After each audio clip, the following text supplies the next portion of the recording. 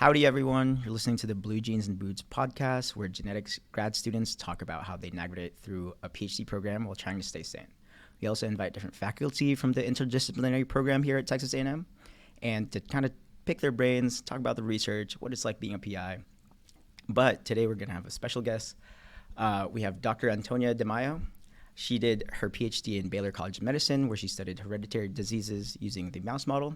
She then went and continued her postdoc at Harvard Med, where she utilized C. elegans as a model to study RNA modifications and small RNAs.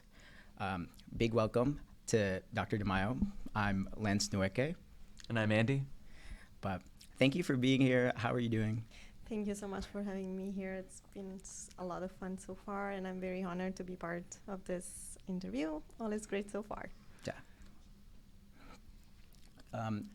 Just to start off, can we get a little bit of background? Because our usual guests over here are like PIs, people who are local, but your background's kind of a little bit different. Can you tell us a little bit about how you got to become a Cell Press editor? Yes, and call me out as soon as I get too long. I'll go for a tangent. No worries. I tend to do that a lot. But long story short, I was born and raised in Italy. I did my bachelor and my master there, study, broadly speaking, molecular biology. Then decided to pursue a PhD with in mind that I would become a PI. So I moved from Italy to the US. I went to Houston. I did my PhD in Baylor College of Medicine, like you said, and I was in a lab that mostly studied neurobiology, the degeneration and development, both hand. My project took a twist towards RNA biology, and I tended to be the only one in the lab focusing on that. Which was a very peculiar kind of challenge in a big lab that had always been focused on those other topics. But it was very formative. I love to learn new things. And when I graduated with this mixed background of mouse genetics, human genetics, diseases, neurobio, RNA biology, I decided to bank on the RNA biology. So when I moved to Harvard, I studied C. elegans with Gary Rufkin and small RNAs. I moved there in 2018, at the end of 2018, December, and I had one solid year of work as a postdoc. 2019 went by, and everything was crazy and good up until 2020. Yeah. So I just have learned everything about C. elegans, run my first screen and stuff. Life was good. And then COVID. So when I look at it right now, I'm like, nobody would have wanted to have COVID. It was a horrible global thing. But on a very individual level, what happened in that circumstance is that for the very first time in my life, as an immigrant that moved to do this, so as a very first time as an adult professional, I stopped. And not stopped in the sense of, I have 2 weeks vacation. Let me go to my mom where I'm still going to read papers and catch up on things. And nobody was doing anything. Nobody could have, that's what's going to happen in 2 weeks.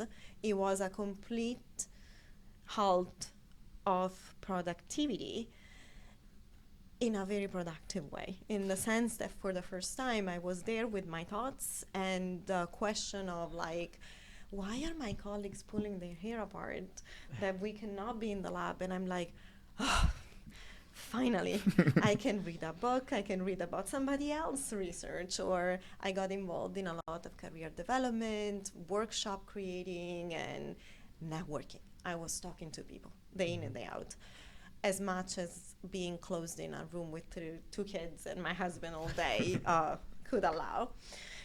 So to cut it short, I had a lot of time to soul searching and asking questions. And for the first time, I admitted that the path that I have been on in a very close-minded fashion, like, let's become a PI, this is what you move continent for, and nothing else is going to be allowed, wasn't making me happy. And what I started doing was, okay, if this is not it, what will make me happy? And what is that I actually like to do? And I started thinking my steps back when I decided to do science back in university, back in Europe, I wanted to learn. I like the idea of learning things. But if you think about it, the angle from which scientists at the bench go to science is, let me create scientists. Let me create science, the one that isn't there yet to learn. Once I squared what my personality looks like and what works for my brain and what doesn't, I realized I enjoy the learning, and I need a process where there is less unpredictability, which is not working at the bench. But I still enjoy science a lot. Like, this is still what drives me. This is still the topics I want to talk about. And as I listed all the priority of the things that made me happy, the things that a job that I thought I could do would have, this job just matched them, all the top ones. And because I had asked so deeply, I kind of fit well into the interview process, and I was able to give the answers they were asking for because it was genuine. Like, it's exactly what I was cut to do. If you don't mind me asking, this role is kind of hard to see. It's not super visible. It wasn't advertised to us, certainly, as we're on our path to becoming scientists. How did you even hear about this role of the editor? Did you meet someone who already had the job? I think it becomes very visible when in your career science you start writing paper and submitting them. You need to get to that point when your own story, your own thesis is on a piece of paper and you're submitting it, and then the editor becomes the front and center of your life. Like, there's no way that is not going to be visible to you, and it becomes very clear all the aspects of my job that are a black box on your end, and what it's unclear of what happens there. But the more you navigate close to the submission, the writing, and the actual doing it on your own, the clearer it becomes. Oh, okay, this is how it works. I send it, comments come back, and then I send it back, and then the editor makes a decision. Sometimes it's not good, so I need to talk to the editor. And then you get to meet these people, and you start getting a sense of what it is that they do, depending on where you used to work. When I was in the lab, especially as a student, some institution had more or less ability or habits to have editors over. So I met a few. Okay. And this is what's happening today, right? Yeah. That's exactly what we do oftentimes to demystify what we do. But once I added on the radar, because the one thing that was clear to me, editor get to read about everything when they want and learn what gets submitted to them, but get to do the thing of the learning that I like a lot. That's when I started having a lot of informational interview. Let me talk to them then, because I've seen it from this end. Let me ask them, what do you do all day long, day in and day out? What are the pros? What are the cons? What do you hate? And that was the most important part of it. Was there anything that really surprised you when you first started working as an editor? Like, you say you hear about it in and out, you talk to people. When you actually have the job, it can be different. The one thing, I don't think that there was something fully, oh my God, I didn't expect this to be part of my job. If something surprising in a good way, I expected the job to be the predictable. I get paper, I read paper, I find reviewers. I need to learn what my journal expects and understand it very well. That part, I got it squared. The part that I didn't expect to be there, and it's actually fun, is that I get to organize symposia, I get to travel like this. I expected to go to conferences, but I hadn't clear that I could decide, I want to meet people at this institution, at that institution, I want to go see what they do at that institute in Korea. Can I get myself invited there? Or the part that I also like a lot and I didn't expect was the level of analysis that we do, data analysis, because ours is an industry that lives in a landscape of competitors. So we need to understand what is that we publish. Are we missing something? Why are we missing what we're missing? Who's publishing it? Let me reach out to these authors and understand establish a relationship with them? How do we get preferred over a different journal? Who's my competitor? Who's the one I need to look the closest? Who am I looking up to? Like, how do I want to contribute to the strategy of this journal to become more similar to? Because as you know, there's so many journals and each one has different impacts. Like, and they're different in that. I'm curious, so when you see another journal as a competitor, what are the metrics you compete on? You talked about impact, but how do you kind of corner out another journal? How do you say, oh, my publication's better? Because you need your scope. Competitor sometimes can mean we have similar scope, we want the same kind of content, their content is doing better than mine. Why?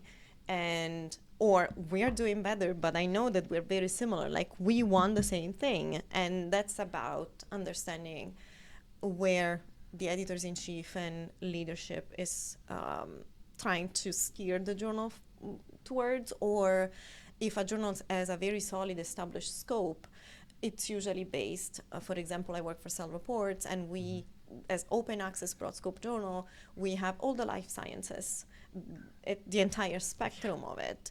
But other journals like Cell Metabolism or Neuron, of course, is only field specific. And in that realm, there might be topics that are more timely, that are more active, that are more at reach at the moment, like the one that where most of the resources in science are going. Those automatically become the one that you need to watch more closely how the competitors are doing. And it takes a lot of data analysis through databases that are either available to everybody, every scientist, or that platform that we created for our own editorial searches, because it looks at different kind of metrics. Some that are more accurate, like field-weighted citation, where you not only get how much something gets cited, but when, for how long, with respect to the entire landscape in that given topic. So not everything it's about impact factor, but we do have our metrics.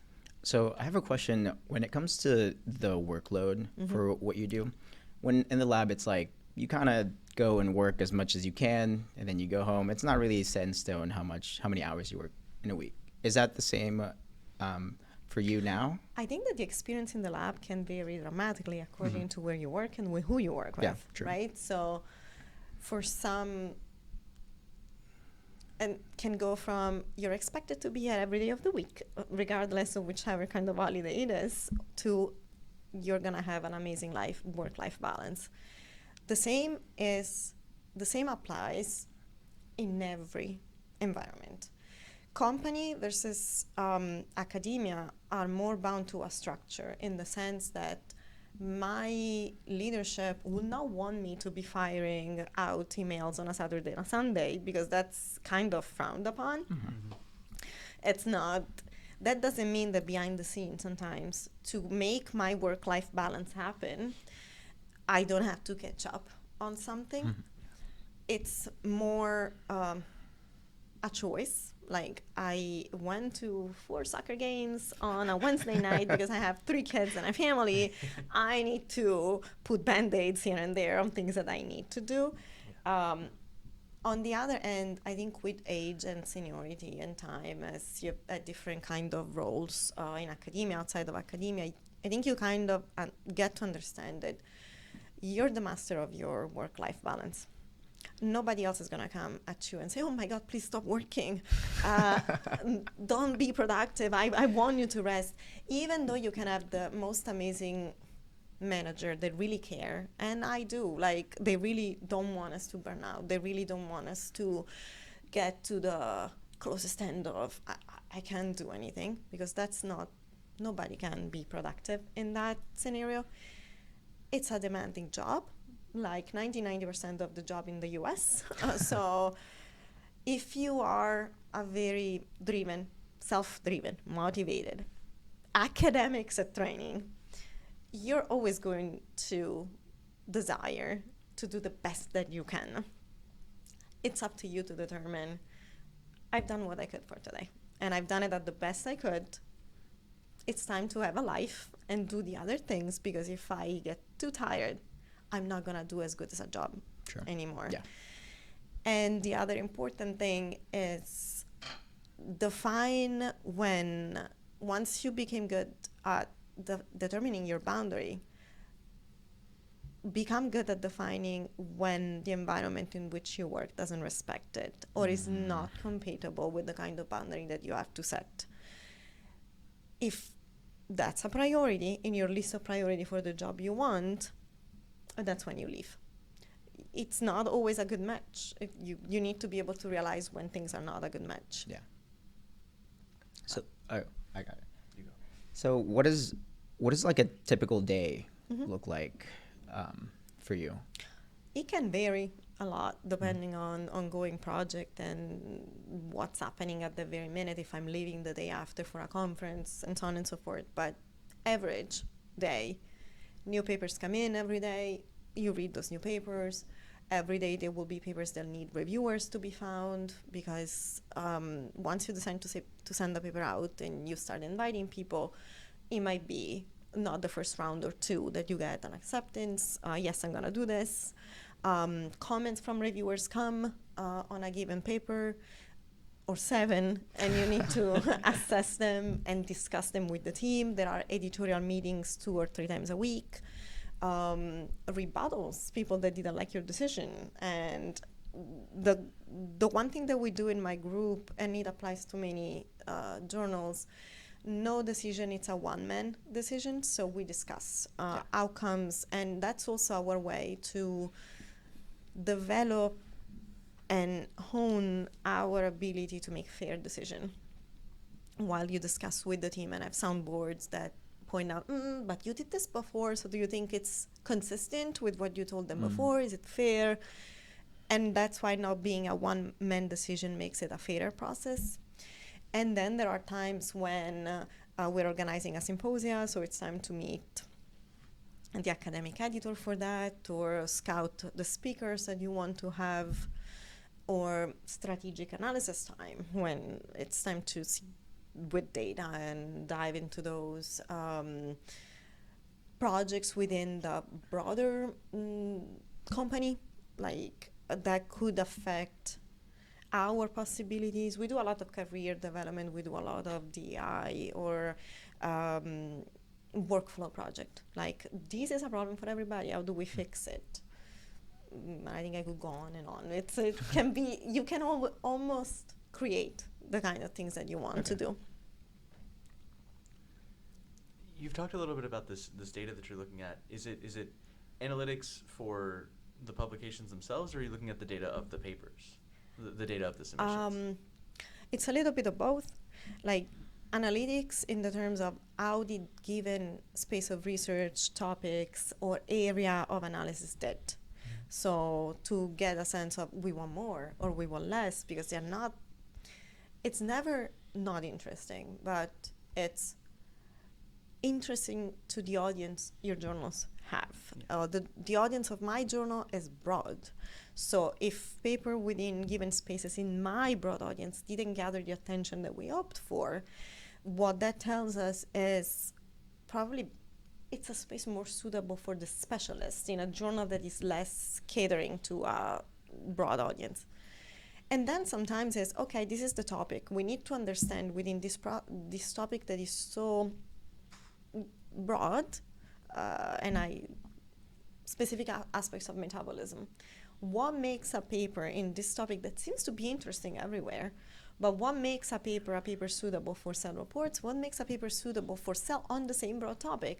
To which extent a question asked in the space needs to be addressed? To which depth needs to be addressed to make it for Cell versus a journal like mine? And that requires more looking into the specific of the different papers. You can go. This is just a random question. I was curious if you have any pet peeves when you get a submission from somebody. Is there anything that kind of irritates you or that you see repeatedly and you think, oh, this is not how people should be submitting work to me? You could be surprised by the kind of new things you can get in that. It's always a new thing. One thing to keep in mind about my job is that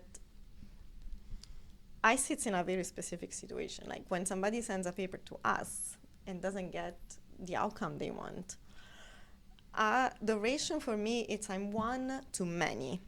The ratio from the author's perspective is I am one with my one story to you one evil editor that didn't get it.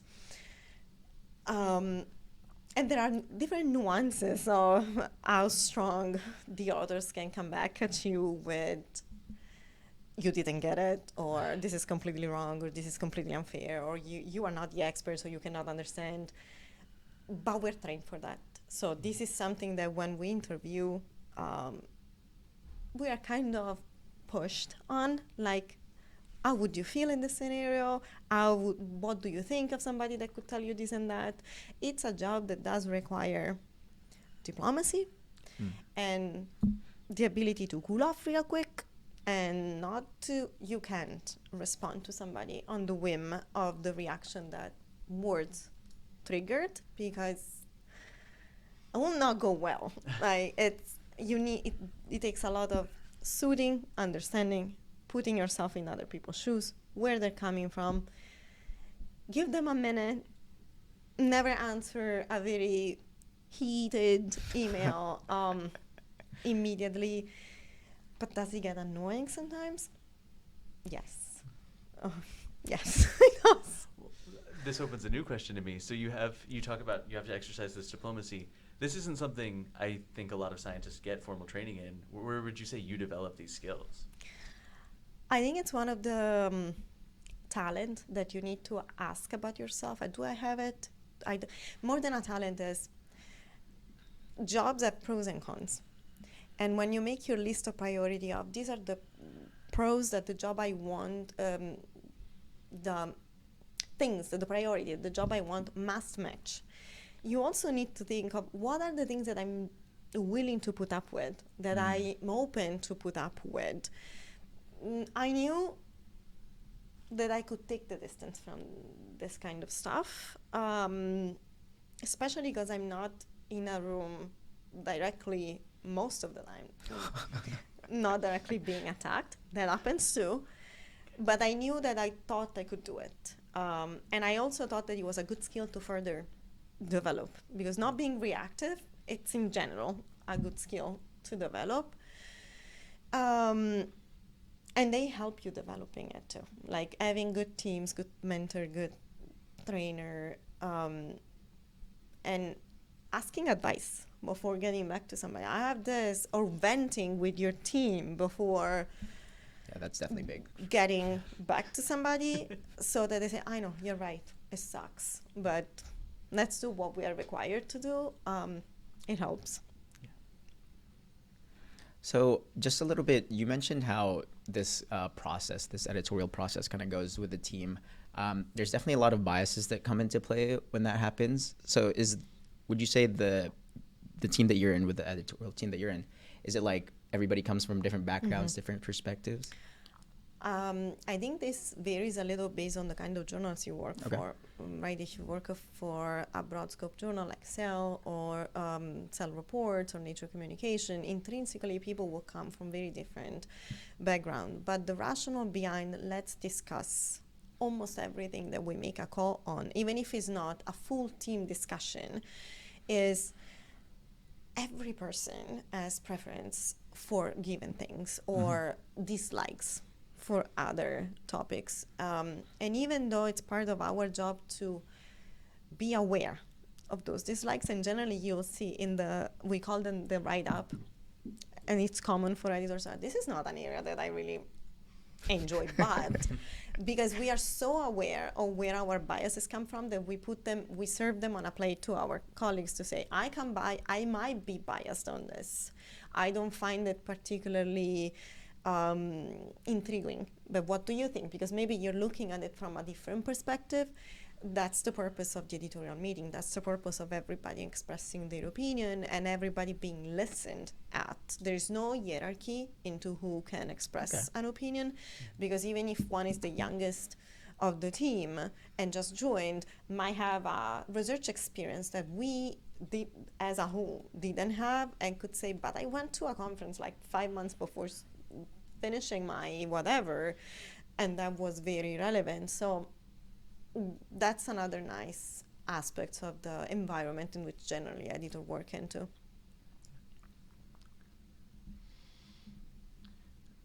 I'm curious. You talked about how the experience when you're submitting can be very different from the experience that you have when you're reviewing, and you also mentioned earlier that you became familiar with this when you were actually writing and submitting your own work.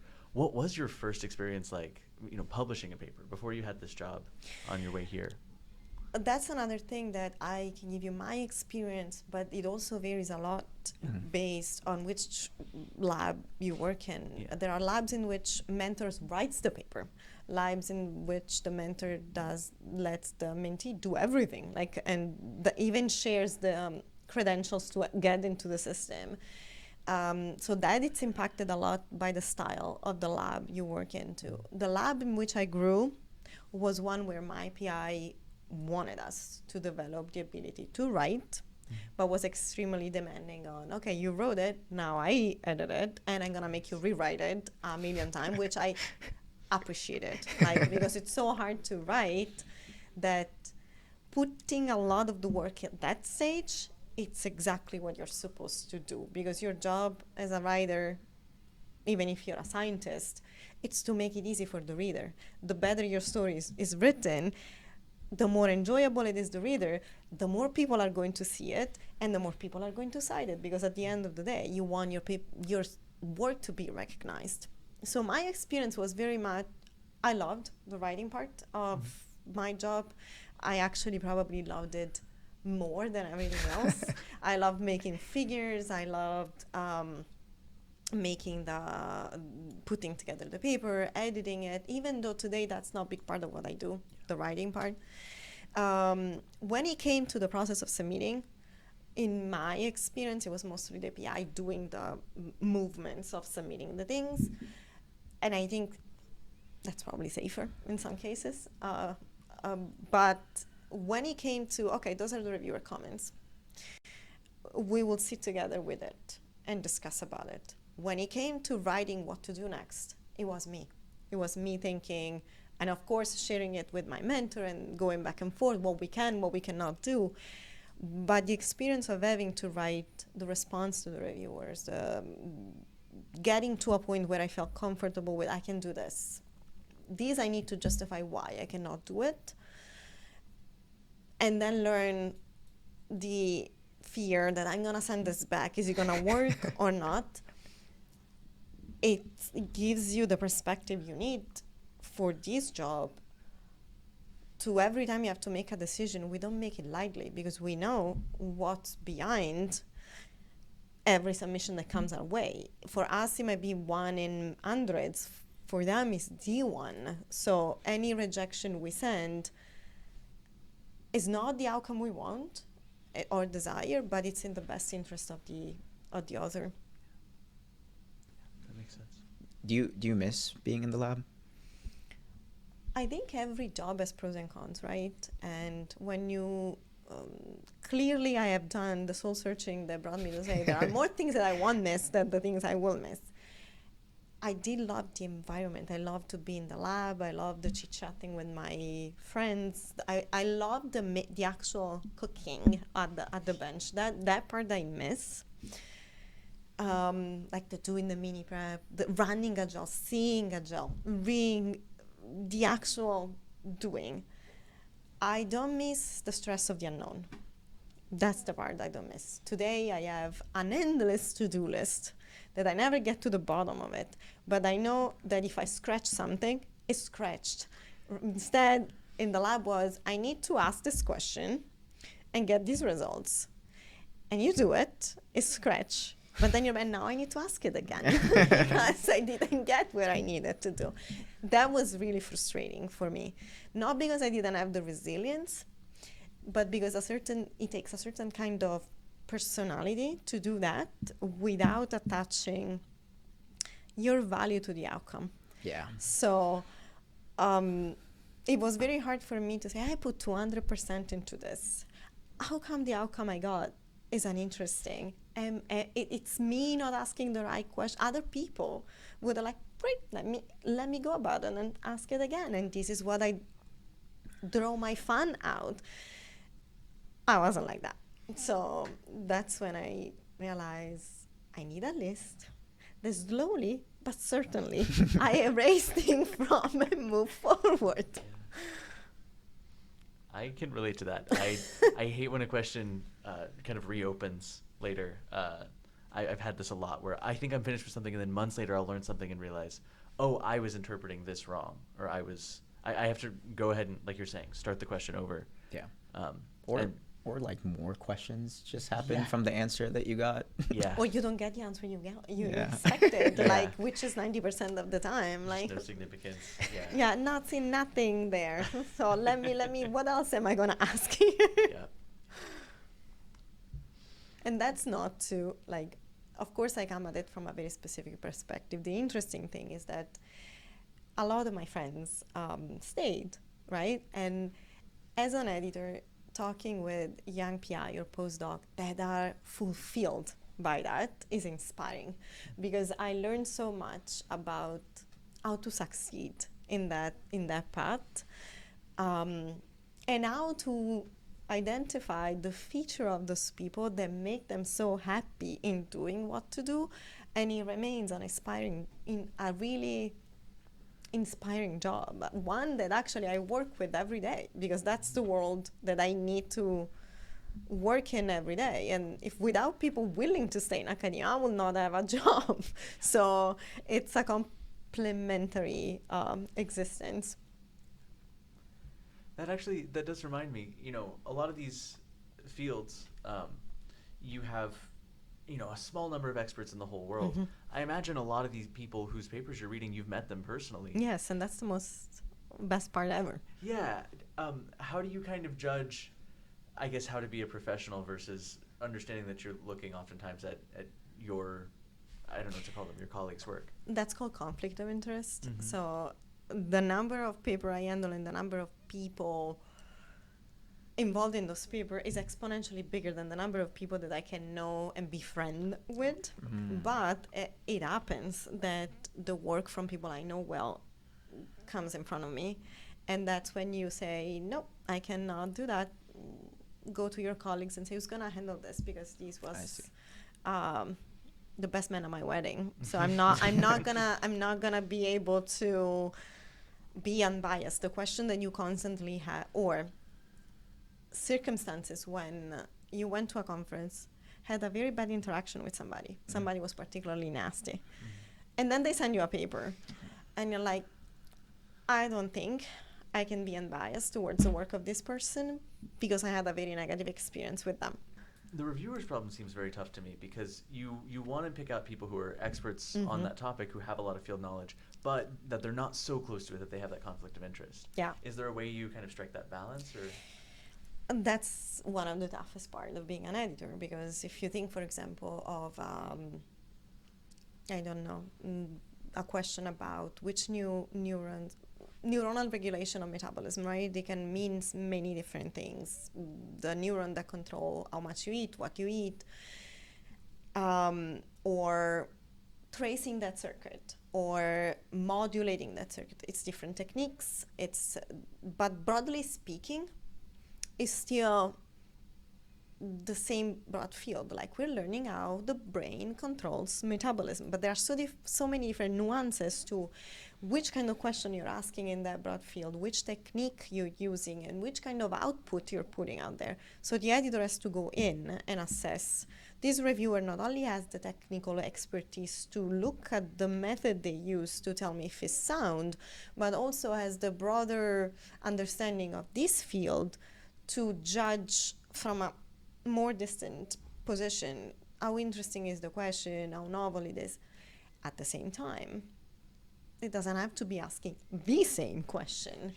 And most of the time it's possible to gouge it out and that's why looking for a reviewer is a daunting step, takes time, And that's why this job requires a PhD, because you need to be very aware of the nuances, or at least have the tools to become aware of the nuances. Sometimes it doesn't go as you want it, but that's also my job when the reviews come back, to be the arbiter of that and the guarantor of fairness. Also the guarantor of kindness, because sometimes reports come back with stuff that wasn't necessary, that point out sometimes there might be conflict of interest that have nothing to do with the data or what they're working on. It might be personal issue that don't emerge from them having publishing together, because that's the most obvious conflict of interest. We see that somebody published 15 papers with that person in the last 5 years. No, when you're friends, it's clear. Sometimes no flag is raised that there could be one, but you can tell from the tone that this is personal. It's not about the data. There's no constructive insights from this data. So switching like a reviewer that seems to have like this outward bias towards the paper is an option, but it would just make the process longer. And it's always a balance between speed and accuracy and fairness, right? You want to uphold your standard, but in these times and days when the pressure to publish is so high, and there's so many journals, you also need to give the authors a reason why publishing with you it's worthwhile or more or better than publishing with somebody else. And speed is one of those angle. Problem is, to get to the speed, you don't want to cut too many corners. And you want the science to still be rigorous and the process to be fair, and make sure that you take out as much subjectivity as possible to a process like peer review that is not perfect by nature, right? So you have to oversee that.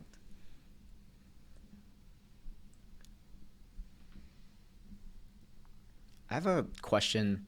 I feel like these day and age with the use of AI, it's like a lot of different versions. You have like generative AI make pictures, you have generative AI write sentences with ideas that you give it.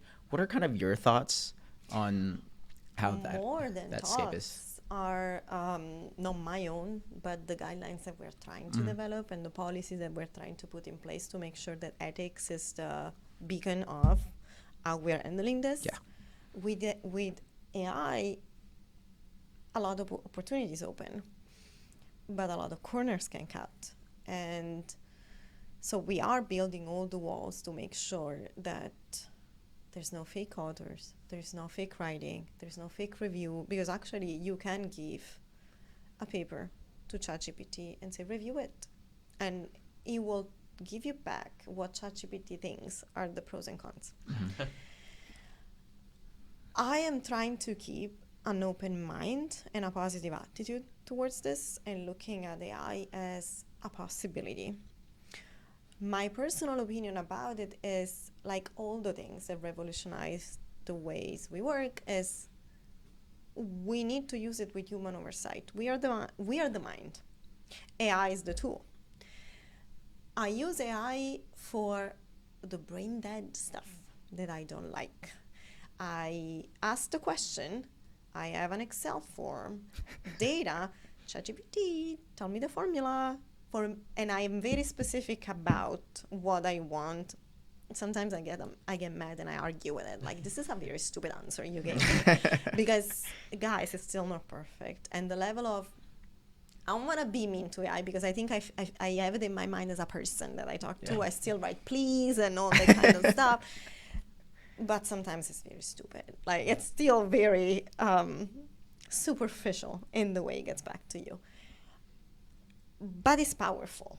There is power into it. So as long as you put guardrails to how it's used, and as long as you tell the authors and the reviewers, it should be an aid into how you write. It should be an aid into how you interpret data. Or it should be an aid into how clear is your reviewer report. It shouldn't write the report. I think I'm fine with it. I am wishful and hopeful that we're learning the rope, and there will be mix and matches and mishaps, but we will get there where it will become like internet, right? We were saying the same things about the internet 20 years ago, probably you were babies, but it was the same. Like, oh, it's gonna take over. It didn't take over, but it's a very powerful thing. Did it do bad things? Yes, too. So a lot of stuff that we're seeing now, I wish we didn't have. Like, we could live without deep fake and all this kind of stuff. But it's powerful, and that's my very personal opinion. Probably also as a mother, the space where I'm most concerned about AI is the reality you guys are living today, the learning reality, where I really hope that people your age don't substitute the AI with the learning process, because if you don't learn something today, AI is not going to give it back to you. And cutting a corner on a midterm, it's not going to serve you in any way, shape, or form in the next 20 years. So I want to be trusting and hopeful that your generation knows the value of learning something and putting it into your brain more than shooting a quick results. That's not going to lead you anywhere on its own, I mean. Yeah. I TA right now, and I definitely see it sometimes with my students, where I'm like, oh, I really hope you're thinking about how this process is going through.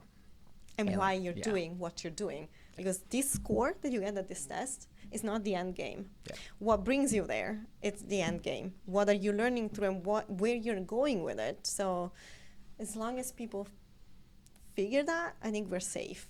When we lose that, I'm not so sure. Can you hear me? Okay. Hello, I'm Charles, and I wanted to do a little bit of a switch back to the science. You've given us really good information about your job now, but usually when we have guests on, we talk about a little bit about their scientific research. And so I know you've done neurodevelopment and neurodegeneration, specifically in RNA biology, right? So I am currently a third-year PhD candidate, and I do neurodegenerative disorders, specifically Parkinson's disorder. So if we could just talk about what you were able to do in your neurodegenerative. So when I was a master's student, I was studying neurodevelopment of the cortex. Then when I started my grad school, that was a big lab, like I said, mostly neurodegeneration, neurodevelopment. I was working, when I started in the lab, there were a few line of research that I started to be assigned on and picked to work with. One was screens for Parkinson's disease,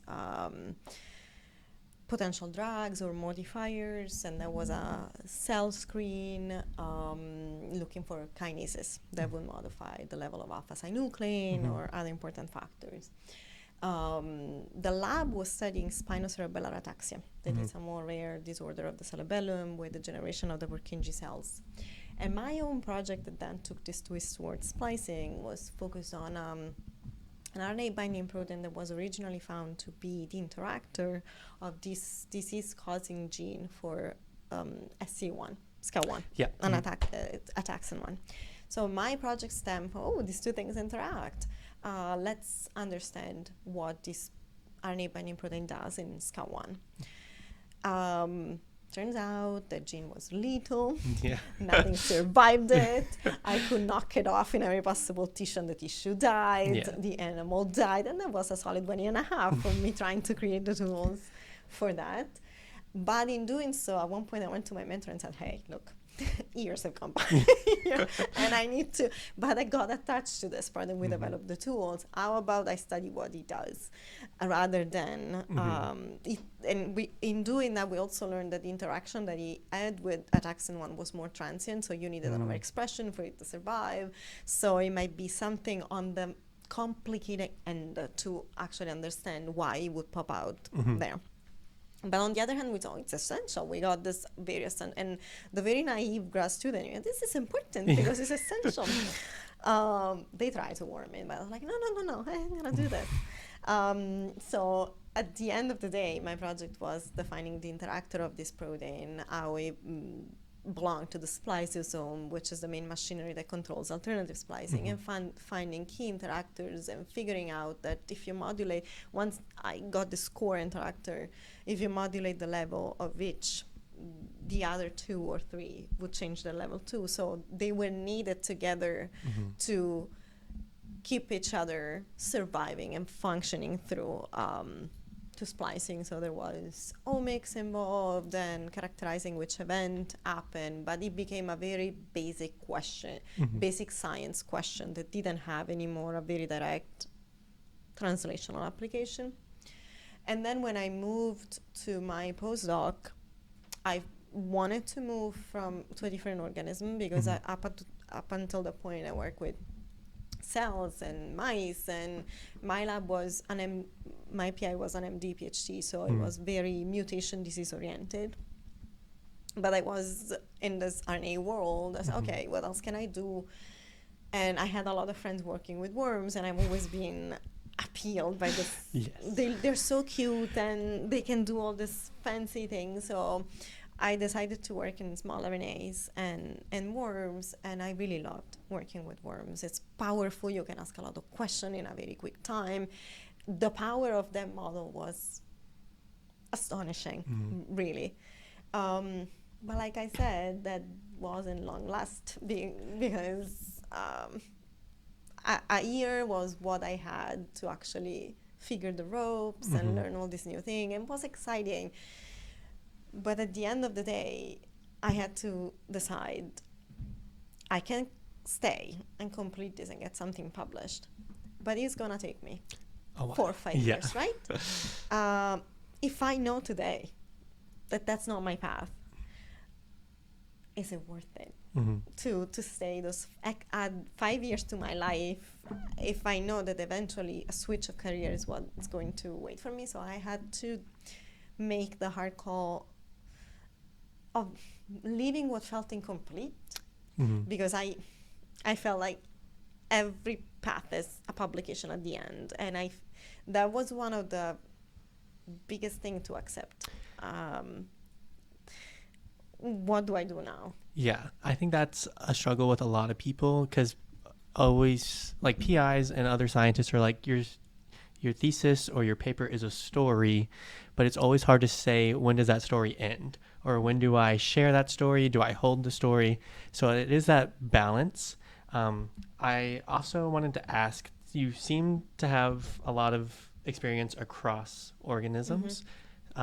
Me too. But it kind of gets a little overwhelming when you have to like switch between them. So like go from cells to mice to C. elegans to Drosophila to whatever else. Has that prepared you either A, as a scientist, or B, as like an editor, understanding the methods that get submitted to you? I think that was the leitmotif for me that was the red flag. That was, I'm jumping from one thing to the other in purpose. As I was doing mouse and cell, I also learned fly, because why not? Just add another model organism. I was downstairs with my friends in a lab of another big lab, trying to answer my question with another model. And those were the most joyful things that I like, the thing that I remember with the most fun of. And now that I look back at it, it's like, look, all the things you jumped from and kept going from one to the other, that prepared me to be an editor because I was meant to, not because I in purpose was planning to. It served me well during my interview, because it was the living proof that I had a broad interest in things. Didn't serve making many publications out of it, because I was going from one thing to another, not in an unproductive way, but the biggest red flag was, at one point, speaking about my project was boring. I couldn't say the word of that protein anymore. Like, it was almost painful. But whenever a friend was giving a talk, one of the grad school students' talks and stuff, I could listen and talk about that for hours. So I was clearly driven by other than what I was put at doing. Yeah. So the next new thing, that's Yes. the one I want to talk on. The one that is not mine, that's the one I want to invest a lot of effort on. I should have seen this. Somebody should have seen this. No, I think that's really, really cool. Okay, I think we're running out of time. So I just want to ask one final thing. If you could transport yourself back to when you were first starting grad school, or like to where we are in our career, what's like the one big key advice that you would want to have heard when you were our stage? I can tell you what has been my biggest mistake, even if I don't believe a mistake. Like, you did the thing with what you had and then you learn from them. I was very close-minded. Like, I didn't allow myself to think that there were other possibilities. So I rejoice from seeing that currently when you get into grad school, it seems the norm for people to get into it with potentially a different path in mind, but even not knowing where they're going to go, but willing to go through getting a PhD. Getting a PhD is not about the paper you're going to publish. It's about what you're learning while you're doing it, the critical thinking skills you're developing, and the life experience that it puts you through, because it's not for the faint of hearts. Like, it's not doing a PhD in science is not for the faint of heart. So the resilience that it teaches you, getting from the beginning to the end of it, you're going to get out as a different person. And stay open to the most important things. Important things happen in the lab, but the most important one happen in talking with people, going to conferences, going to seminars, exposing yourself to as many things as you can, even for the sake of your own data. If you're not present mentally at seminars because you're worried about your next experiment, you're not going to grab from it what that can spark for the next experiments you're going to do or for the next lab you would like to be in. So it's stay open, communicate with people, your network, and who knows you, who is there to give you the next advice that you didn't foresee. That's the most important things that you can give yourself. Okay, thank you. That's amazing advice. So with that, we would like to thank you for being here on behalf of the Blue Jeans and Boots podcast. Today's episode was hosted by Lance Nueke and Andrew Eastland and produced by Charles Mitchell. This podcast is brought to you by Texas A&M University's interdisciplinary graduate program in genetics and genomics. If you have any questions about our program here at A&M, please feel free to email us at bluejeansandboots@gmail.com. You can also find us on Facebook, Instagram, X, and TikTok at Genetics Podcast. Thank you for listening, and we hope you tune in next time. Thank you, guys. It was